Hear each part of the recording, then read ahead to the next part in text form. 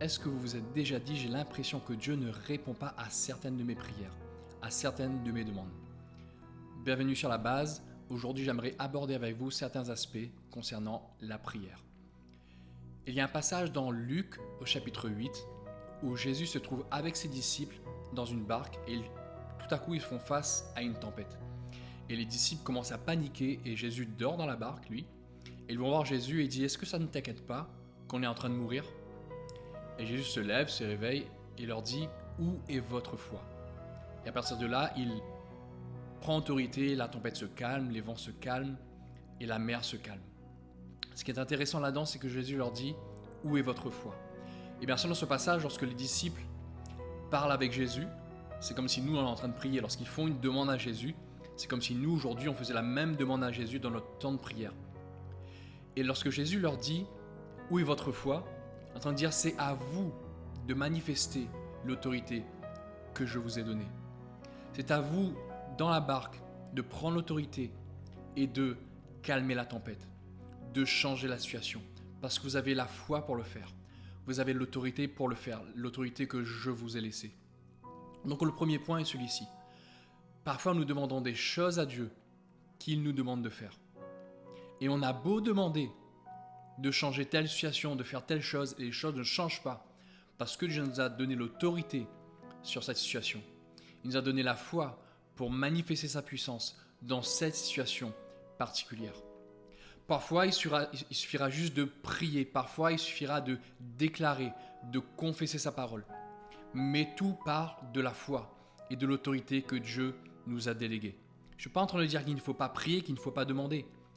Mais Dieu attend de nous que nous manifestions sa puissance face aux situations. Et pour ça, il nous a donné l'autorité, il nous a donné la foi. C'est pour ça qu'à ce moment-là, il attendait de ses disciples de manifester l'autorité. Il y a un autre passage dans Matthieu au chapitre 14, lors de la multiplication des pains. Les disciples dirent à Jésus, cette foule-là est nombreuse, il faut la renvoyer. Et Jésus leur dit, qu'est-ce qu'on a? Allez voir, allez sonder un peu, voir ce qu'on a sous la main. Et les disciples reviennent et disent, on a 5 pains et 2 poissons. Et à partir de ce moment-là, lorsque les 5 pains et les 2 poissons arrivent dans les mains de Jésus, il prie et la nourriture se multiplie et la foule entière est nourrie. Et dans ce passage-là, on peut le mettre aussi en lien avec la prière.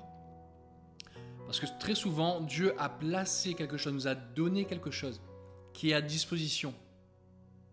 Et à partir de cette chose-là, il y a une collaboration qui se met en place avec lui pour que la percée arrive, pour que la bénédiction arrive, pour que la réponse puisse avoir lieu. Si les disciples n'avaient pas pris ces 5 pains et ces 2 poissons, ne les avaient pas emmenés, peut-être qu'il n'y aurait pas pu avoir de multiplication. Jésus est Dieu. Il aurait pu créer du pain, il aurait pu créer de la nourriture, créer du poisson. Mais il voulait aussi apprendre à ses disciples à collaborer avec lui, avec ce qu'ils avaient déjà. Et ces 5 pains et ces 2 poissons peuvent bien sûr représenter un acte de foi. Vous savez, j'imagine les disciples amener les 5 pains et 2 poissons et dire, voilà, c'est tout ce qu'on a. Et ça nécessite de la foi de dire, à partir de ça, peut-être qu'il y a quelque chose qui peut arriver. Donc Dieu a placé certainement des choses dans votre vie lorsque vous priez, lorsque vous faites une demande. Peut-être que Dieu a déjà mis des outils à votre disposition. Il attend juste qu'avec humilité et avec foi, que vous vous serviez de ça avec lui et que vous entriez dans un processus de collaboration pour que vous puissiez avoir votre percée. Souvent, ce sera juste un simple pas de foi. Ça ne veut pas dire que la réponse de Dieu est conditionnelle.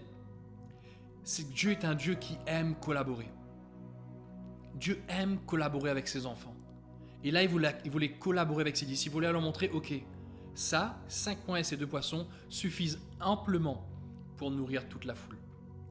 Et il y a peut-être des choses que tu n'as pas encore remarquées ou auxquelles tu ne prêtes pas attention ou tu ne donnes pas de valeur ou une chose à laquelle peut-être tu penses que c'est insuffisant. Mais peut-être c'est la chose que Dieu attend dont tu te sers pour amener le miracle. Un autre point dans Genèse au chapitre 40, c'est l'histoire de Joseph.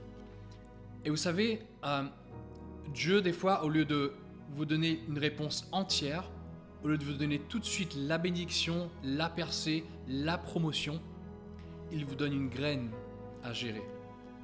Et dans cette graine est contenue la bénédiction. Mais il attend de voir comment vous gérez la petite chose qu'il vous a donnée. Et ça m'a fait penser à ce passage dans Genèse, au chapitre 40, l'histoire de Joseph. Joseph est en prison. Et bien sûr, bien avant ça, il a traversé plein d'autres situations. Et il avait rêvé que ses frères se prosterneraient devant lui, toute sa famille, etc. Et toute cette situation-là l'a conduit en prison. Mais il savait interpréter les rêves. Mais ce qui est important avec Joseph, c'est que même dans la prison, il a pris soin d'utiliser ce que Dieu lui avait donné, l'interprétation des rêves, auprès des prisonniers.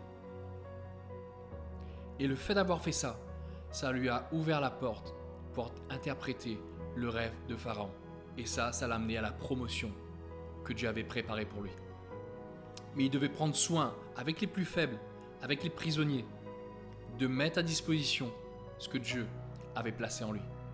Il devait interpréter les rêves des prisonniers. Et le fait d'avoir fait ça, d'avoir pris soin de la petite graine que Dieu lui avait donnée, ça lui a ouvert les portes de la prison pour interpréter le rêve de Pharaon. Alors qu'est-ce que vous faites avec cette petite graine que Dieu vous a demandé de gérer? Il y a ce verset dans Romains chapitre 5 au verset 4, il est écrit « La persévérance amène la victoire dans l'épreuve ».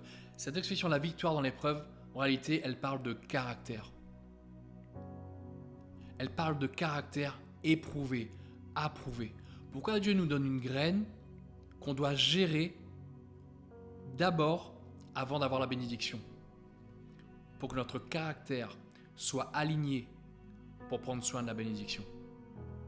Pour que notre caractère soit aligné pour pouvoir manager la promotion qu'il a pour nous. S'il nous donne la promotion sans qu'on ait le caractère, ça peut ne plus être une bénédiction pour nous. Dieu veut qu'on ait un caractère éprouvé, approuvé. Ça se passe pas tout le temps comme ça, c'est juste des pistes que je vous donne, là, les 3 points que je vous donne.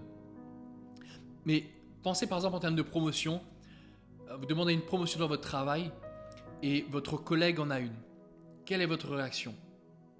Le fait de vous réjouir de la promotion d'une autre personne vous positionne en réalité pour recevoir votre propre promotion.